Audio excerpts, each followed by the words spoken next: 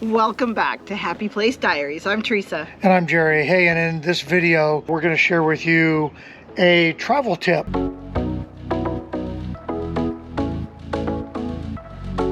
We try to use all the time. I'm not going to say that we're really great at it, but for us, it's definitely something that helps us when we're planning.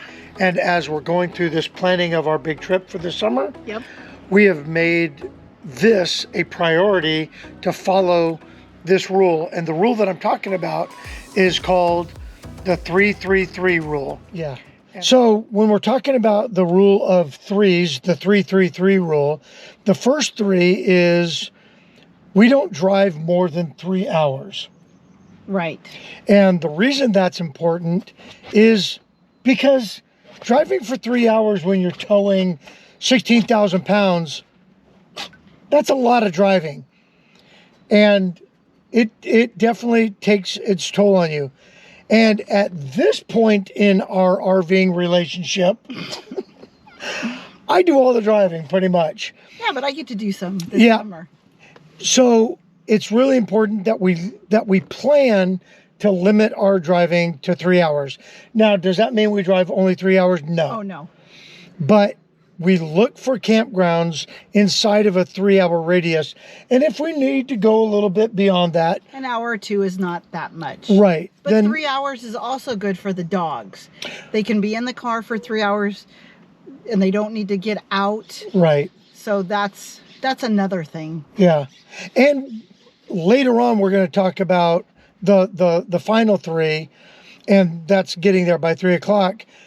If you limit yourself to 3 hours of driving, then you don't have to get up at the crack of dawn. Right, and you can stop on the way there if there's any, sights that you want to see. Right, yeah, if you're passing through somewhere cool and you have that 3 hour rule, then it just makes it really easy to plan your route around a 3 hour tour. Anyway, yeah, so the first three is no more than 3 hours driving. On to the next one. So the second of our 3-3-3s is... The second thing. Is 300 miles. Because why, Jerry? Well, because if we plan to drive 300 miles, that usually puts us in the 3 hour window. It also breaks up the trip, so that you're not putting a whole lot of wear and tear on us or the truck or the rig. And so keeping it within 300 miles as a planning tool isn't going to push us too far. Right. And anybody that's been RVing for any given amount of time gets it. They understand that it's not just like, putting it on cruise control and getting on I-84 and going. I don't know about you guys, but my shoulders start to hurt, and it really puts a lot of wear on me as a driver. So anything beyond 300 miles, and again, it's just a rule, you could go plus or minus, but it keeps us inside of a really good planning window. And that way we're making sure that we're staying in the 3 hours on or about. And then it leads us right into the next thing. So let's go to the other side of the trailer and we'll talk about that. So, and finally, the last of the threes is arriving to your next destination by 3 o'clock. By 3 o'clock. And why 3 o'clock? Well, because 3 o'clock gives you plenty of daylight. Well, it's good so that if we can leave later at the first campground and get to the next campground, it can give us, we can have a buffer of how much time that it will take us to get here. Right. And if something happens to go wrong, it still gives you a little bit of time so that you can get there by 3 o'clock. Now, if it's 3:30 or 4 o'clock, that's fine. The idea is to never arrive at night. Right. It's not great. And the last thing that I'll say about arriving at 3 o'clock is, back when we started RVing, we would just get there. Yeah.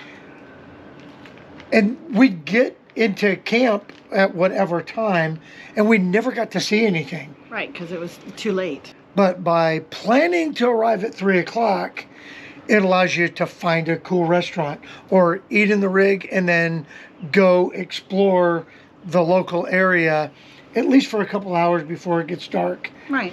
And then you got a fresh start in the morning. So super important to try to get there by 3 o'clock. I hope that our 333 has helped you guys as much as it helps us when we're deciding on where to go and how far we want to go. Yeah, you know, we're going to put on about 6,500 miles this summer. We've planned to break up this summer's trip into 3-hour chunks and no more than 300-mile chunks. And definitely because there's so much that we want to see and do, we're getting into every camp before 3 o'clock. And again, this isn't one of those things that's non-negotiable. It's definitely something that we use as a planning tool, and it's going to help us have a better RVing experience. And we hope if you follow the 333 rule or the 444 rule or the 222 rule, come up with your rule that you're comfortable with.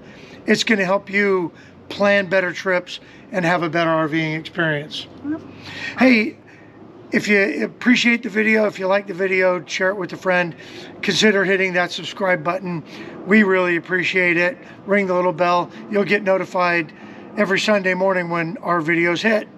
And until next time, See you later. we'll see you next week.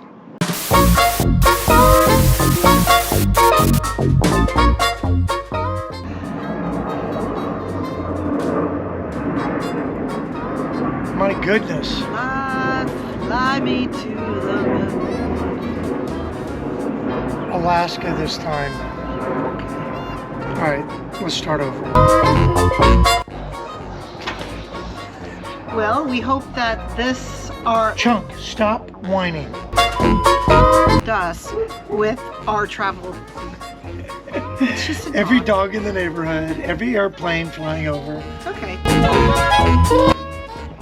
Whispering, you gotta get to that mic. Hey, welcome.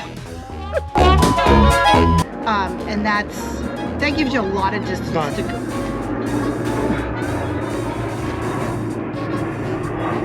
British Airways. Terrestrial British Airways. Wait.